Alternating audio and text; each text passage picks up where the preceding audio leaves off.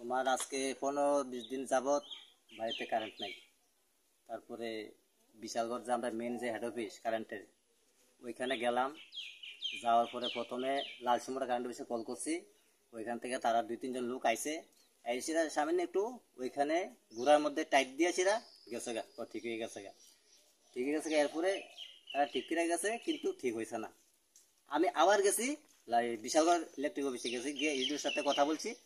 ইডিও কয় যাও, এখন যাও, তোমার কারেন্ট ঠিক হয়ে যাবো গা। গেলাম, আইসে না। আবার 2 দিন পরে গেছি এপ্লিকেশন লিয়া, ইডিওর লাগে গিয়া বইয়া কথা কইলাম।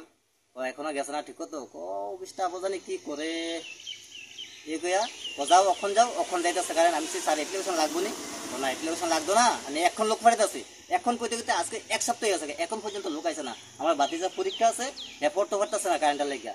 তাইলে আজকে আমরা কাছে একটা কারেন্ট পানা নাই, তাহলে কে লেগে আমরা কারেন্ট পাইতেছি না ঠিক মতো। আর একটু বৃষ্টি দিলে রাঙাপিনা কারেন্ট থাকে না, লাল সুমরা কারেন্ট থাকে।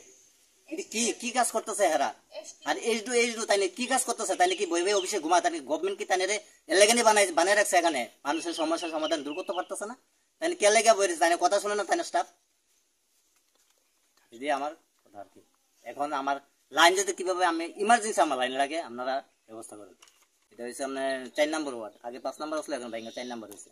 চলিলাম 19 চলিলাম বিধানসভা কেন্দ্র, রাঙ্গাবানিয়া মধ্যপাড়া। আমার নাম হচ্ছে প্রণব দেবনাথ। আমার এই দাদা আছে, হ্যাঁ তো বাড়ি থাকে না, সার্ভিস করে। আমি দৌড়াদৌড়ি করতেছি আর কি।